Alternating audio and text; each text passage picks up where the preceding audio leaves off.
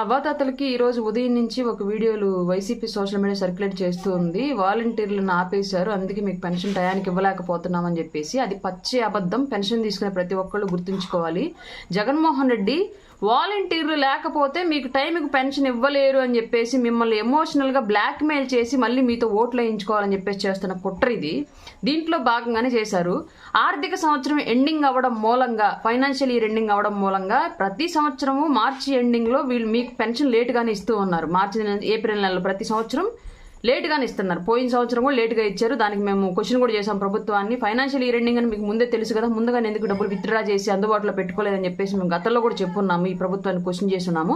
అట్లాగే ఈ YCP party సొంత పేపర్ అనేటువంటి సాక్షిలో కూడా గత 4 రోజుల క్రితము ఫైనాన్షియల్ ఇయర్ ఎండింగ్ మూలంగా పెన్షన్లు లేట్ అవుతాయని చెప్పేసి వాళ్లే ప్రచురించడం జరిగింది. కానీ ఇవాళ కొత్తగా వాళ్లే సొంత ఇంట్లో వాళ్ళని హత్య చేసుకుని ప్రతిపక్షాల మీద వేసి వాళ్లే కోడి కత్తులతో ఘాట్లు పెట్టించుకుని ప్రతిపక్షాల మీద వేసినటువంటి ఈ ఫేక్ ప్రభుత్వం మళ్ళీ ఇవాళ వాలంటీర్లను ఆపడం మూలంగానే, టీడీపీ, జనసేన, బీజేపీ ఆపటం మూలంగానే మీకు ఈ నెల పెన్షన్ల టయానికి ఇవ్వలేకపోతున్నామని చెప్పేసి స్టోరీలు క్రియేట్ చేశారు.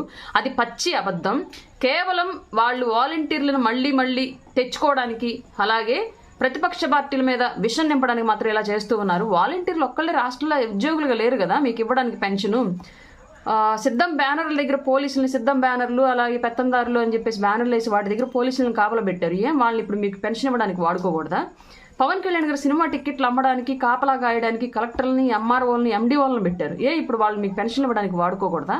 సంబంధిత శాఖల్లోని కింది స్థాయి ఉద్యోగులను కూడా బార్ షాపుల దగ్గర, సారా దుకాణాల దగ్గర, పచ్చిగా చెప్పాలంటే సారా కొట్టుల దగ్గర ఉపాధ్యాయులను కాపలా పెట్టారు ఈ జగన్మోహన్ రెడ్డి వచ్చిన తర్వాత.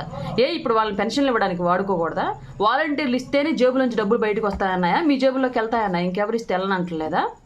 కేవలం ప్రతిపక్షాల మీద బురద జల్లడానికి మాత్రమే ఈ ప్రయోగాలు చేస్తూ ఉన్నాడు జగన్మోహన్ రెడ్డి అండ్ వైసీపీ. అలాగే ఇంకొక నష్టం మీకు ఏం చేశాడంటే ఈ జగన్మోహన్ రెడ్డి, అతను అధికారంలోకి వచ్చిన వెంటనే 3,000 రూపాయలు పెన్షన్ ఇస్తా అన్నాడు. కానీ ఫస్ట్ సంవత్సరం 250 పెంచాడు. ఆ ఫస్ట్ సంవత్సరం మీరు నష్టపోయిన డబ్బులు ప్రతి నెల 750 రూపాయలు లెక్కేసుకుంటే 12 నెలలకి మీకు 9,000 రూపాయలు నష్టం జరిగింది. 2 సంవత్సరాలు అలాగే జరిగింది. 2 సంవత్సరాలు 9,000. అలాగే ఆ తర్వాత సంవత్సరం దాన్ని 500 చేశాడు.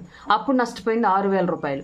ఆ తర్వాత సంవత్సరం 750 చేశాడు. అప్పుడు నష్టపోయింది 3,000 రూపాయలు. మొత్తం 27,000 రూపాయలు ప్రతి ఒక్కళ్ళు మీరు 4 ఏళ్లలో జగన్మోహన్ రెడ్డి ప్రభుత్వంలో అతనిచ్చిన హామీ నెరవేర్చకపోవడం మూలంగా, మిమ్మల్ని నమ్మించి మోసగించడం మూలంగా మీరు ప్రతి ఒక్కళ్ళు 27,000 రూపాయలు నష్టపోయారు. అట్లాగే ఏం జరిగినా సరే ప్రతిపక్షాల మీద వేస్తున్నటువంటి ఈ ముఖ్యమంత్రి వాలంటీర్లను వాళ్ళ సొంత కార్యకర్తలను పెట్టుకున్నాడని చెప్పేసి వాళ్ళు చెప్పడం మూలంగా వాళ్ళని ఆపింది ఎలక్షన్ కమిషన్. ప్రతిపక్ష పార్టీలకి దానికి సంబంధమే లేదు.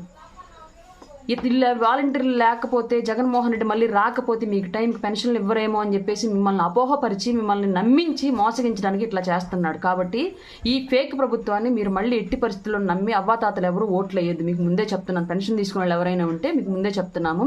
ఈ ప్రభుత్వంలో కన్నా కూడా ఎక్కువ స్థాయిలో మీకు లబ్ధి జరిగిద్ది. రాబోయే ఉమ్మడి ప్రభుత్వంలో ధరల తగ్గుబాటు ఉండిద్ది, ట్యాక్సుల భారం తగ్గిద్ది, మీ ఇళ్లలో ఉన్నటువంటి మీ మనవాళ్ళకో మీ కొడుకులకో ఉద్యోగాలు దొరుకుతాయి, మీకు సమయానికి పెన్షన్ వస్తుంది, అర్హులైన ప్రతి ఒక్కరికి పెన్షన్ వస్తుంది. ఈ విషయం ప్రతి ఒక్కరు గుర్తుపెట్టుకోండి.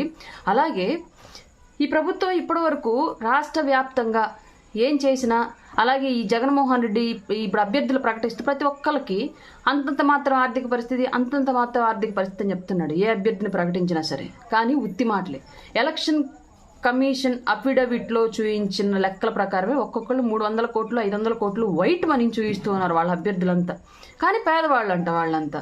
అంటే వీళ్ళ లెక్కలో పేదవాళ్ళు, మన పరిస్థితి ఏంటి? 300-500 కోట్లు ఉన్న వాళ్ళే పేదవాళ్ళు అంటే మనం ఎవరు అసలు? వీళ్ళ లెక్కలు ఇంకా లెక్కను మనం మాట్లాడాలంటే పేదవాళ్ళు అంటే జగన్మోహన్ రెడ్డి గారి యొక్క 1000 కోట్ల ఆస్తులతో కంపేర్ చేసుకుంటే వీళ్ళు పేదవాళ్ళు అయి ఉండొచ్చేమో. కానీ నిజంగానే అభ్యర్థులు, వైసీపీ నుంచి పెడుతున్న అభ్యర్థులు పేదవాళ్ళు అయితే కాదు. పార్టీ ఫండే 100 కోట్లు 70 కోట్లు ఇచ్చి టికెట్ తెచ్చుకుంటున్న వాళ్ళు పేదవాళ్ళు ఎలా అవుతారు? ఆ విషయం ప్రతి ఒక్కరు గుర్తుంచుకొని, ఒకవేళ వాళ్ళు 5 ఇస్తానంటే 10 డిమాండ్ చేసి తీసుకొని ప్రతిపక్ష పార్టీకి ఓటేయండి. ఎందుకంటే అదంతా మనదే, మనల్ని పీడించి తిన్నదే. ఆ విషయం మీ అందరికీ తెలుసు. ఎవ్వరూ ఎలాంటి మొహమాటలకు వెళ్ళద్దు. వైసీపీ అభ్యర్థుల విషయంలో ఓటు మాత్రం ఉమ్మడి అభ్యర్థికే వేయండి.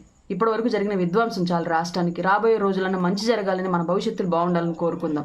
వాలంటీర్లు లేకపోతే పెన్షన్ రాదు అనేది పచ్చి అబద్ధం. పెన్షన్లు మొదలైన దగ్గర నుంచి మీకు సమయానికి అందుతూనే ఉన్నాయి. ఒక్కరోజు అటు ఇటు అయినప్పటికీ కూడా ఈసారి కూడా ఊరికి అదనంగా 2-3 అదనంగా పెట్టైనా సరే మీకు టైంకి పెన్షన్లు ఇచ్చే మార్గం ఉమ్మడి ప్రభుత్వం చేస్తుంది తప్ప పెన్షన్దారులను ఎవరిని ఇబ్బంది పెట్టదు. ఈ విషయం ప్రతి ఒక్కరు గుర్తుంచుకోండి. మీ డబ్బులు ప్రతి ఒక్క మనిషికి సంబంధించి 27,000 రూపాయలు తిన్న ఈ ముఖ్యమంత్రి ఈ జగన్మోహన్ రెడ్డి యొక్క ప్రభుత్వానికి మళ్ళీ తిరిగి మీరు ఓటేయొద్దు.